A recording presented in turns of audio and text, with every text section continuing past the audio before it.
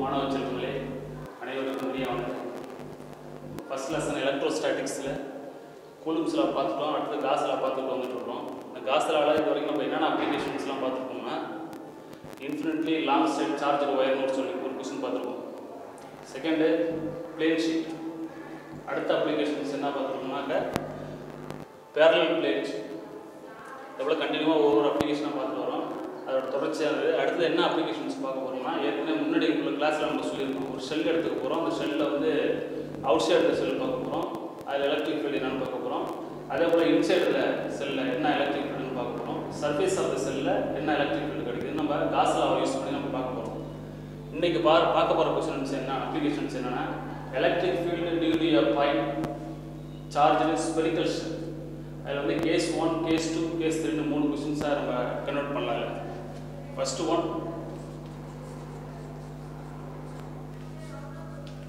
electric field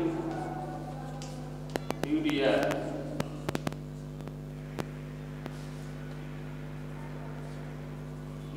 uniformly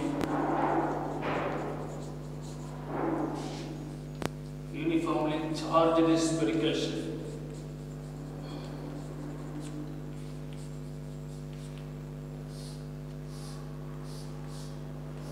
The uniformly charged spherical shell la dhaan 3 cases இருக்கு. First one, case 1, at a point outside the cell.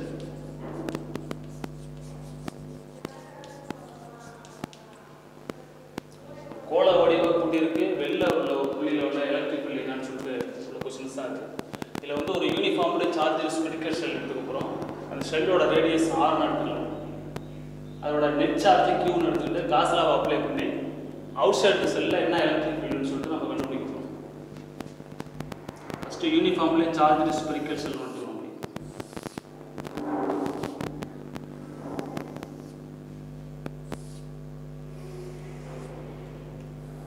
Radius R,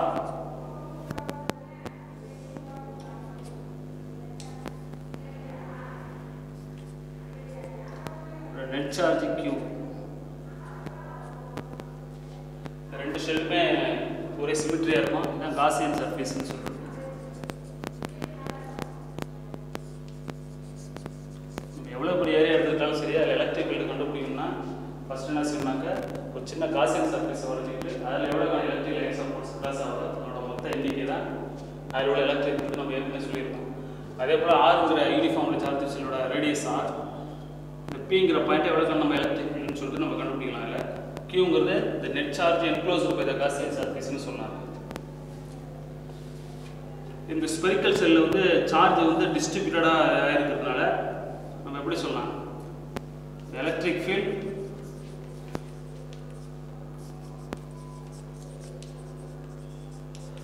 must point radially outward. Radially outward. Radially outward எப்படி சொன்னாங்க, Q greater than 0.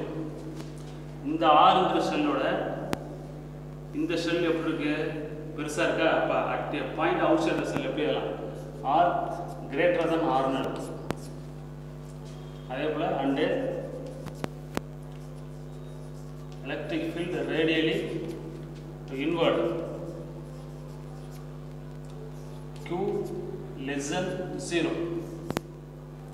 the electric field must point radially outward இது எடுத்துட்டோம். அடுத்து radially inward. ஏன்னாக்க இந்த ஸ்பியரில் வந்து charge வந்து சேமாக டிஸ்ட்ரிபியூட்டடாக இருக்கும், அல்லது ஸ்பெரிக்கல் சிமெட்ரின்னு சொல்லலாம்.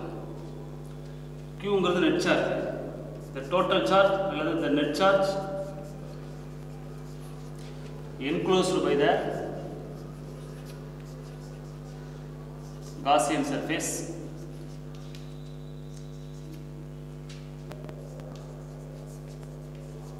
Surface Q னு சொல்லலாம்.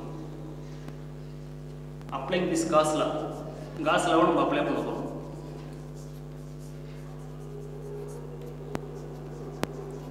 Gauss law வந்து முன்னாடியே நம்ம போன கிளாஸ்ல சொல்லியிருக்கோம். pi = Q by epsilon naught. பைங்கிறது எலக்ட்ரிக் ஃப்ளக்ஸு, Qங்கிறது நெட் சார்ஜ். ரெண்டுத்துக்கும் இடையில உள்ள டிஃபரன்ஸ் தான் காஸ் லா. ரெண்டுத்தையும் தொடர்புபடுத்தி சொல்லக்கூடியதான் காஸ் லா. இப்போ அப்ளைங் திஸ் காஸ் லா எப்படி எழுதலாம்னாக்க line integral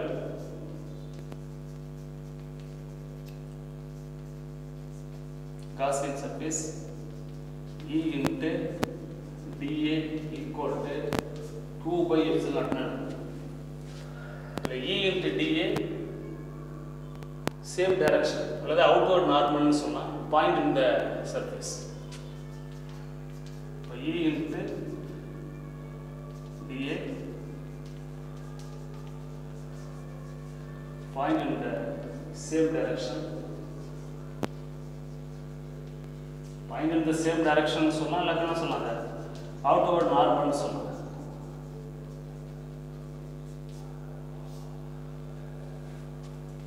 At all points on the Gaussian surface. At all points on the Gaussian surface. The equation எப்படி எல்லாம் hence E into line integral or closed integral dA equal to Q by epsilon naught. சரிங்களா? இந்த value எப்படி எழுதலாம்? Line integral d into A அப்படின்னு சொல்றது area, total area of Gaussian surface.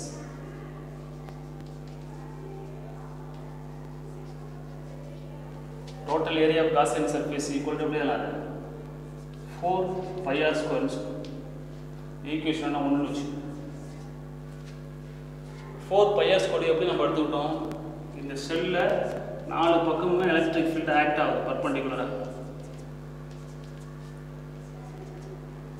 அதனால எப்படி எடுத்துக்கிட்டோம்? Line integral dA equal to total area of Gaussian surface equal to 4 pi r square. Substituting these values equation 1.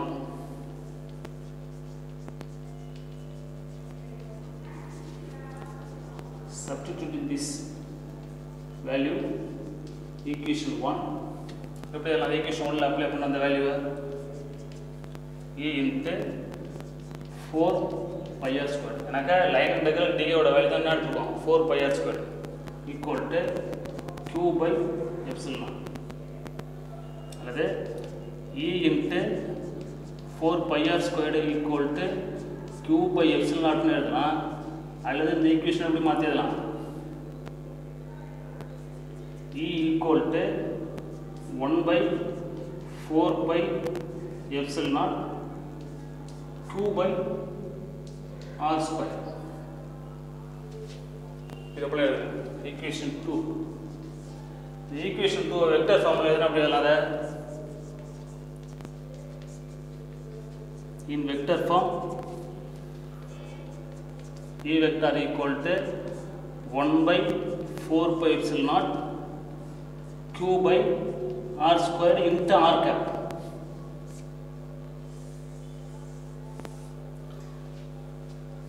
இந்த Eங்கிற electric field தான் out side திசையில இவ்வளவு electric field கண்டுபிடிச்சிருக்கோம். சரிங்களா? இதே போல என்ன செய்யலாம்? கேஸ் 2ல at a point inside the cell. Inside the cell நம்ம எடுத்துக்க போறோம். இங்க r greater than r னு இருக்கு. இங்க r less than r னு இருக்கு. அதே போல காஸ் லா அப்ளை பண்ணி எவ்வளவு எலக்ட்ரிக் ஃபீல்ட் இருக்கு நம்ம தெரிஞ்சுக்க போறோம். ஓகேவா? அடுத்து கேஸ் 2 at a point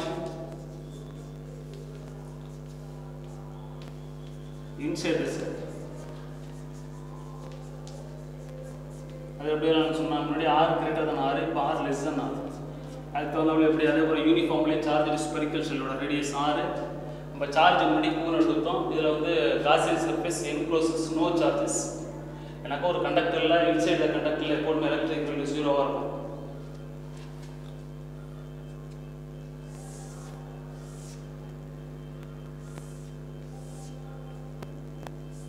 முன்னாடி இதுல இருந்து இந்த பாயிண்ட் வந்து நம்ம கேபிட்டல் r எடுத்துட்டோம்.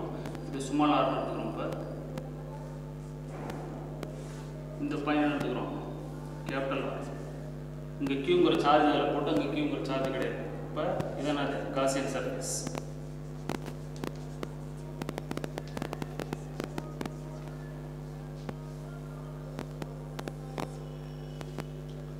இல்ல எப்படி எழுதலாம்?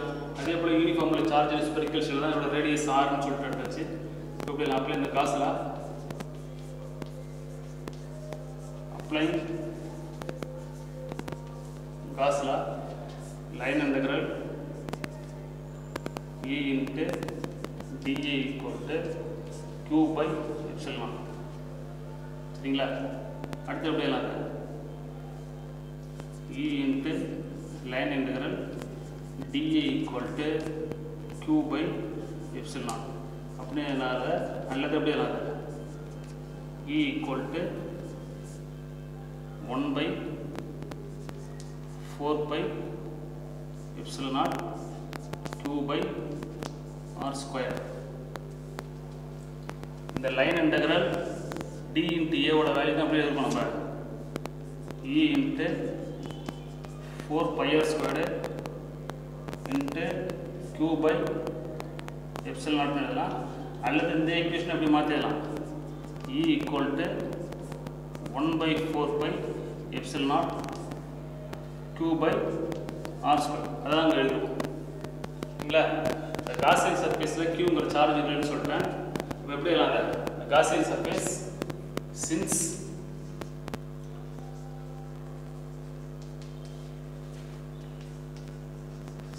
Gaussian surface encloses no charge. Gaussian surface la Qங்கிற சார்ஜ் இல்ல, அதனால என்ன எடுத்துப்பாங்க? Q equal to 0. ஈக்குவேஷன் ஒன்று வச்சு Q equal to 0 become the equation 1 E equal to 0. சரிங்களா? Qங்கிற சார்ஜ் 0னாக்கா Eங்கிற எலக்ட்ரிக் ஃபீல்ட் என்ன இருக்குல்ல 0 தான். இப்போ R less than R. இப்போ எலக்ட்ரிக் ஃபீல்டு இன்சைடில் கண்டக்டரில் 0. ஷெல்லாக எடுத்துட்டாலும் சரி, ஒரு சாதாரண ஒரு கண்டக்டராக எடுத்துட்டாலும் சரி, இன்சைடில் எலக்ட்ரிக் ஃபீல்டு 0 இருக்கும். The electric field due to uniformly charged spherical shell is 0 at all points inside the shell. ஓகேவா? அடுத்தது இந்த கொஸ்டினை பேஸ் பண்ணி at a point inside the shell use பண்ணி நம்ம என்ன பண்ணலாம்? ரேடியல் டிஸ்டன்ஸுக்கும் எலக்ட்ரிக் ஃபீல்டுக்கும் சின்ன ஒரு கிராஃப் ப்ளோட்டட் வரையும். அந்த கிராஃப் எப்படி இருக்கும்?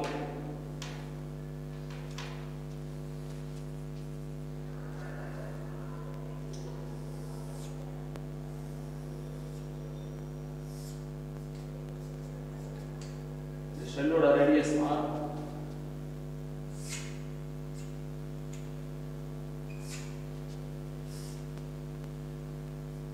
R0, ER equal to 0. இந்த ஆக்சிஸ் என்ன 0.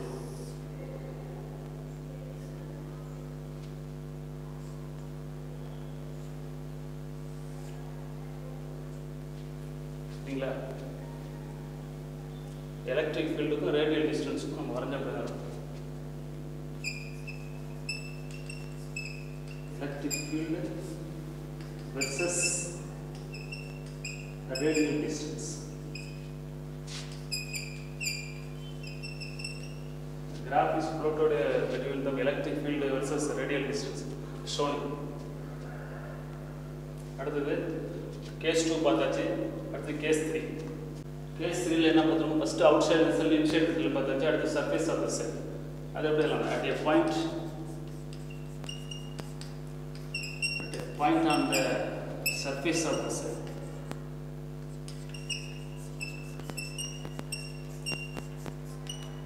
First question la outside the cell R greater than R னு பார்த்தோம். inside the cell R less than R, R equal to R. ஒரு பரப்பு மேலே உள்ள ஒரு புள்ளி எலக்ட்ரிக் ஃபீல்ட் என்னன்னு சொல்லி கண்டுபிடிக்க போறோம். பயாது R equal to R. முன்னாடி உள்ள செல் நம்ம இத போல ரேடியஸ் இப்படி வரைஞ்சிக்கலாம். இதுல வந்து ரெண்டு செல்லுமே ஒரே மாதிரியா இருக்கும்.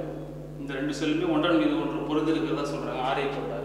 இப்போ ஃபைனலா என்ன நம்ம ஆன்சர் கண்டுபிடிச்சோமோ அது ஸ்மால் r இடத்துல கேபிட்டல் R நம்ம போட்டோம்னா சர்ஃபேஸ் ஆஃப் தி செல் எவ்வளவு எலக்ட்ரிக் ஃபீல்ட் நம்ம ஈஸியா தெரிஞ்சுக்கணும்.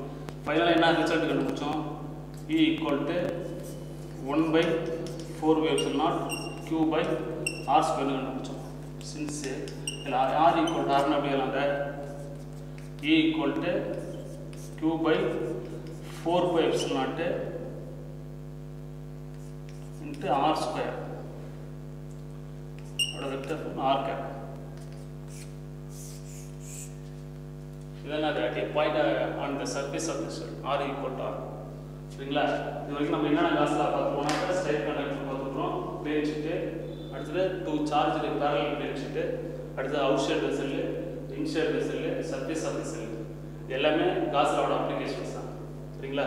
இதோட காஸ்லோட அப்ளிகேஷன்ஸ் முடிஞ்சிட்டு அடுத்த क्वेश्चंस என்ன பார்க்க போறோம்னாக்க எலக்ட்ரோஸ்டாட்டிக் ஷீல்டிங் சொல்லுவோம். எலக்ட்ரோஸ்டாட்டிக் ஷீல்டிங்னா என்ன? அடுத்து கெபாசிட்டன்ஸ் ஆஃப் எ கெபாசிட்டர். இந்த ரெண்டு क्वेश्चंस அடுத்து நம்ம பார்க்க அடுத்த டாபிக்ல தான். அடுத்து ரொம்ப அற்புதமான சாப்டர் எலக்ட்ரோஸ்டாட்டிக் ஷீல்டிங் சொல்றது. தமிழ்ல என்ன சொல்லலாம்னா நிலைமின்னியல் தடுப்பு முறைன்னு சொல்லுவாங்க. அதாவது ஒரு குறிப்பிட்ட பகுதியை வந்து தனிமைப்படுத்தக்கூடிய ஒரு நிகழ்வுக்கு பேர் தான் electrostatic shielding. Isolating certain region, space from an external field. It is based on that fact, the electric field inside a conductor is zero. அதாவது ஒரு குறிப்பிட்ட பகுதியை நம்ம தனிமைப்படுத்தக்கூடிய நிகழ்வு ஒரு கடத்தியோட உட்பகுதியில் வந்து மின்புலம் சுழி என்பதன் அடிப்படையில் தான் இந்த எலக்ட்ரோஸ்டாட்டிக் ஷீல்டிங் என்பது சொல்றோம். இதை பேஸ் பண்ணி தான் நம்ம வந்து why safer to be inside a car than standing under a tree during lightning சொல்றாங்க. அதாவது ஒரு இடி மின்னலின் பொழுது ஒரு மரத்துக்கு அடியில் இருப்பதை விட ஒரு காரின் உள்ளே இருப்பது பாதுகாப்பானதுன்னு சொல்லுவோம். சாதாரண இடி அடிக்கும்போது மரத்தை கிட்ட பிடிக்காதுன்னு சொல்றாங்க. எதுக்குது? ஆனால் நம்ம பஸ்ஸுலேயோ ஒரு கார்லேயோ நம்ம போயிட்டு இருக்கும்போது நம்ம சேஃப்டியாக போகிறோம். எப்படின்னாக்கா அந்த பஸ்ஸு காருங்கிறது ஒரு கண்டக்டர், அது inside conductor electric field zero ஆகிடும். அப்போ electric field is zero and electric discharge, இந்த ரெண்டு கான்செப்டில் தான் அந்த கொஸ்டின்ஸ் ஃபேஸ் பண்ணியிருக்கு. அதான் எலக்ட்ரோஸ்டாட்டிக் ஷீல்டிங் சொல்றது. எலக்ட்ரோஸ்டாட்டிக் இண்டக்ஷன் அடுத்தது எலக்ட்ரோஸ்டாட்டிக் இண்டக்ஷன். எலக்ட்ரோஸ்டாட்டிக் இண்டக்ஷன் சொல்றோம். இண்டக்ஷன்ங்கிறது என்ன? தூண்டுறது, நிலைமின் தூண்டல்ங்கிறது தான் எலக்ட்ரோஸ்டாட்டிக் இண்டக்ஷன்.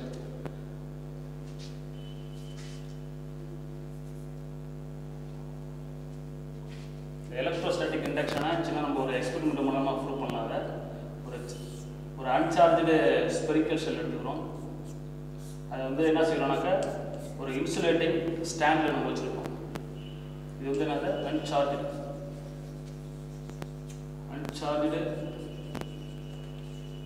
Spherical shell. இதுக்கப்புறம் இன்சுலேட்டிங் ஸ்டாண்ட். இன்சுலேட்டிங் ஸ்டாண்டுனாக்க மின் கடத்தா பொருள்னு அர்த்தம். ஒரு மின் கடத்தா பொருளில் ஒரு உலோக கோளமானது தாங்கி வைக்கப்பட்டுள்ளது அப்படின்னு சொல்லுவோம். What is electrostatic induction? ஒரு மின்னூட்டத்தோட தொடுதல் இல்லாமல் இன்னொரு மின்னூட்டத்தை நம்ம உருவாக்கணும். சரிங்களா? அது பேர் தான் எலக்ட்ரோஸ்டாட்டிக் இண்டக்ஷன். மின்னூட்டங்கிறது எலக்ட்ரிக் ஃபீல்டு. எலக்ட்ரோஸ்டாட்டிக் இண்டக்ஷன்ங்கிறது charges without any contact with other charges. ஒரு மின்னூட்டத்தோட தொடுதல் இல்லாமல் இன்னொரு மின்னூட்டத்தை நம்ம உருவாக்கணும், ப்ரொடியூஸ் பண்ணணும். எப்படிங்கிறத நம்ம போட்டுருவோம். Uncharged spherical shell, insulating stand.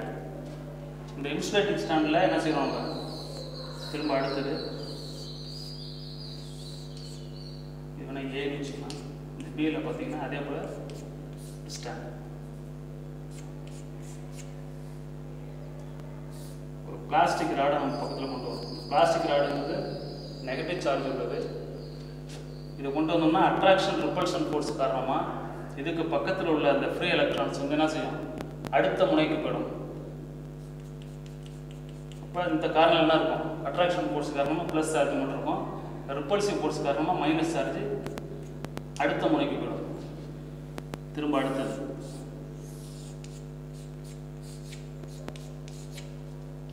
Scene வச்சு இந்த செல் அப்படியே நம்ம என்ன பண்ணுறோம்? கிரவுண்டில் நம்ம கனெக்ஷன் கொடுக்குறோம். கிரவுண்டில் கொடுத்தோம்னாக்கா நெகட்டிவ் சார்ஜெலாம் டிஸ்சார்ஜ் ஆகிடும். மீதி உங்களுக்கு என்ன இருக்கிறதுல ப்ளஸ் சார்ஜ் மட்டும். இந்த இடத்துல ஃப்ரீ எலக்ட்ரான் மீதி எவ்வளோ டோட்டல் ஃபோர்ஸுங்கிறது ஜீரோவாக இருக்கும். அதில் தான் வந்து ப்ளஸ் சார்ஜ் மைனஸ் சார்ஜ்னு ஒரு மைக்ரோ செகண்ட் டக்குன்னு கன்வெர்ட் ஆகும். சரிங்களா? அடுத்தது மைனஸ் சார்ஜ்லாம் டிஸ்சார்ஜ் ஆகிடும். மீதி என்ன இருக்கும்? அட்ராக்ஷன் ஃபோர்ஸ் காரணமாக ப்ளஸ் சார்ஜ் மட்டும் அப்படியே இருக்கும். அடுத்தது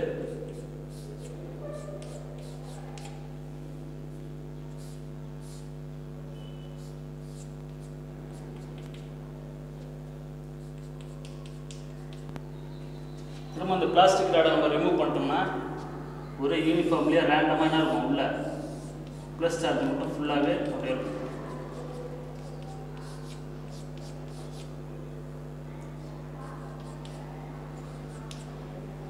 இதான் வந்து எலக்ட்ரோஸ்டாட்டிக் இண்டக்ஷன் சொல்லுவோம். ஃபஸ்ட்டு அன்சார்ஜ் ஸ்பெரிக்கல் செல் எடுத்துக்கிறோம், இன்சுலேட்டிங் ஸ்டாண்டில் வச்சுட்டோம், ஒரு பிளாஸ்டிக் ராடை பக்கத்தில் கொண்டு வந்துட்டோம். அட்ராக்ஷன் ரிப்பல்ஷன் ஃபோர்ஸ் காரணமாக இந்த ஷெல்லில் உள்ள ஃப்ரீ எலக்ட்ரான்ஸு அந்த அடுத்த முனைக்கு போயிடுது.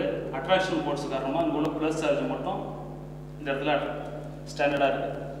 அடுத்தது இந்த கிரவுண்டில் கனெக்ட் கொடுத்தோம்னா மைனஸ் சார்ஜில் டிஸ்சார்ஜ் ஆகிடும். அட்ராக்ஷன் ஃபோர்ஸ் காரணமாக ப்ளஸ் சார்ஜ் மட்டும் அப்படியே இருக்கும். எனக்கு மைனஸ் இருக்குது, இங்கே ப்ளஸ் இருக்குது, ரெண்டுத்துக்கு மேலே இருக்கும். ஒரு ஈர்ப்பு விசை காரணமாக அப்படியே இருக்கும். அடுத்ததும் அதே தான் சொல்கிறோம். லாஸ்ட் நம்ம பிளாஸ்டிக் ராடை ரிமூவ் பண்ணிட்டோம்னாக்க இந்த ஸ்பியரில் ஃபுல்லாகவே ப்ளஸ் சார்ஜ் தான் இருக்கும். அதான் எலக்ட்ரோஸ்டாட்டிக் இண்டக்ஷன். ஒரு மின்னோட்டத்தோட தொடுதல் இல்லாமலே இன்னொரு நம்ம சார்ஜ் நம்ம ப்ரொடக்ஷன் பண்ணியிருக்கோங்கிறது தெரியுது. சரிங்களா?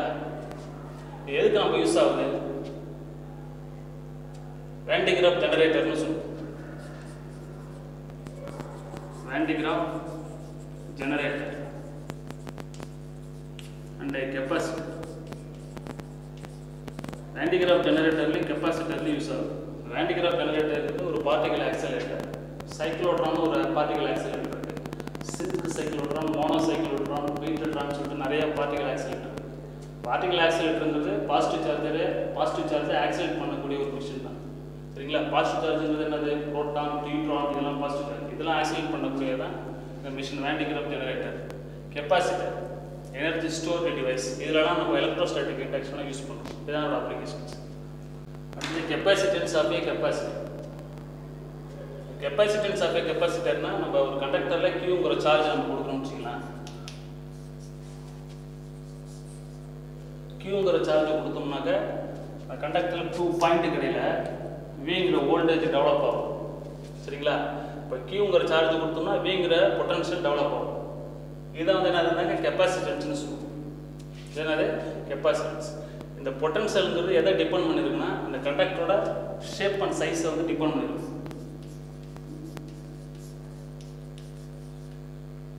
எப்படி எல்லாம் அதை Q டைரக்ட்லி ப்ரொபோர்ஷனல் Vன்னு எழுதும். சரிங்களா? Vங்கிற வோல்டேஜ் Qங்கிற சார்ஜுக்கு டைரக்ட்லி ப்ரொபோர்ஷனல் ஆகும். இப்போ கெப்பாசிட்டன்ஸுங்கிறது என்னது?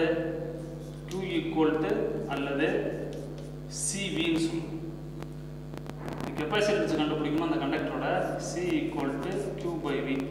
இல்லை சிங்கிறது தான் கெப்பாசிட்டன்ஸ். சிங்கிறது கெப்பாசிட்டன்ஸ். சரிங்களா?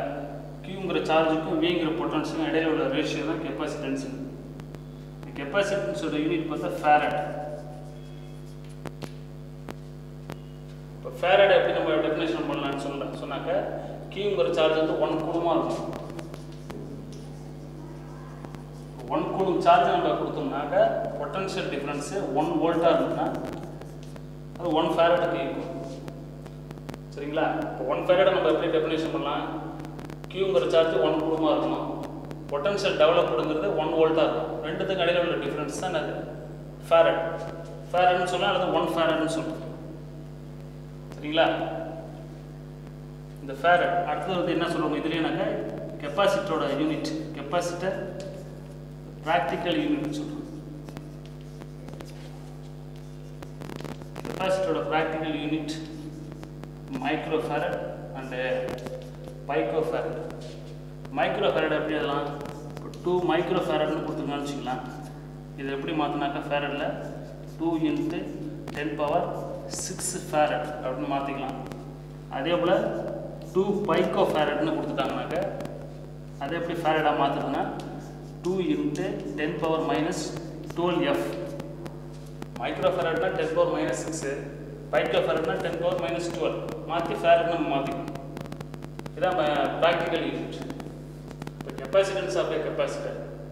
இப்போ எவ்வளோ சார்ஜ் நம்ம கொடுக்குறோமோ ஒரு கண்டக்டரில் அந்த சார்ஜ் வந்து 1 கூலமாக இருக்குதுன்னா இப்போ கண்டக்டரோட 2 பாயிண்ட்லையும் விங்கிற வோல்டேஜ் டெவலப் ஆகும். அந்த வோல்டேஜ் 1 வோல்ட்டாக இருந்ததுன்னா 1 ஃபேரட்டுக்கு ஈக்குவலாக இருக்கும். அடுத்து இந்த கொஸ்டினை பேஸ் பண்ணி என்ன சொல்கிறோம்? Capacitance of a parallel plate கெப்பாசிட்டர்னு சொல்லிட்டு இந்த question. Capacitance of a parallel plate capacitor. ஒரு இணைத்தட்டு மின்தேக்கியின் மின்தேக்கு திறன். இணைத்தட்டுனா என்னது? எக்ஸ்னு ஒரு கண்டக்டர் எடுத்துக்கிறோம், ஒய்னு ஒரு பிளேட் எடுத்துக்கிறோம். எக்ஸோட சார்ஜ் +q, ஒய்யோட சார்ஜ் -q. சார்ஜ் டென்சிட்டி, இதுக்கு சார்ஜ் டென்சிட்டி இருக்குமா? Charge density sigma. ஏற்கனவே நம்ம முன்னாடியே கிளாஸ் லெவலே சொல்லியிருக்கோம். சார்ஜ் டென்சிட்டி சிக்மாங்கிறது சார்ஜ் பர் யூனிட் ஏரியா. எப்படி சொன்னாங்க? சார்ஜ் பர் யூனிட் ஏரியா, அதாவது ஓரளவுக்கு நீளமுள்ள பரப்புக்கான மின்னோட்ட அடர்த்தி தான் சிக்மானாக்க. இந்த சர்ஃபேஸ் ஃபுல்லாக நம்ம எவ்வளோக்கான சார்ஜ் டென்சிட்டி இருக்குனாக்க இந்த நெட் சார்ஜ்னு சொன்னாங்க. Net charge enclosed by the Gaussian surface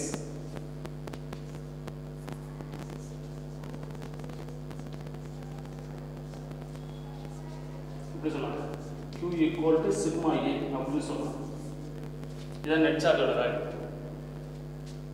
The electric lines of force starting from X plate and ending point Y plates.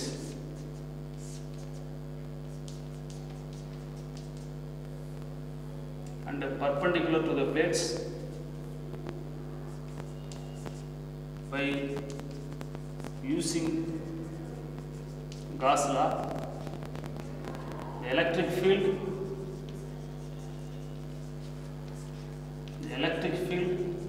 at a point d log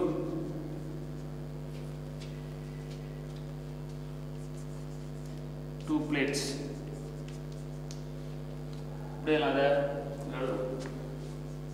E equal to sigma by epsilon naught. ஏற்கனவே முன்னாடி சொல்லியிருக்கேன், ஒரு தகடு இருக்குன்னா ரெண்டு பக்கமும் உள்ள electric ஃபீல்டோட value E equal to sigma by epsilon naught நம்ம காஸ் லாவிலே பார்த்தோம். அதே சொல்றோம். The electric lines of force starting from X plate to Y plates, ending point to Y plates and perpendicular to the plates, E equal to sigma by epsilon naught. The potential difference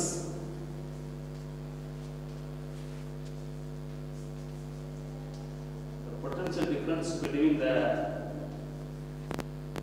X and Y plates is அதாவது எக்ஸுங்கிற பிளேட்டுக்கும் ஒய்ங்கிற பிளேட்டுக்கும் இடையில உள்ள potential difference. இப்போ separated distance என்ன எடுத்துக்கலாங்க? D. என்ன எடுத்துக்கலாம்? இப்போ V equal to d to 0 minus E into dr. அடுத்தது V equal to integral d to 0 minus E ஓட வேல்யூ என்ன எடுத்துக்கணும்? sigma by epsilon into dr. V equal to இது அப்படியே அந்த equation sigma d by epsilon naught. சரிங்களா? அப்ப the potential difference between the x and y plate ஓட value V equal to sigma d by epsilon naught னா இதுல நம்ம capacitance எப்படி கண்டுபிடிக்கிறது?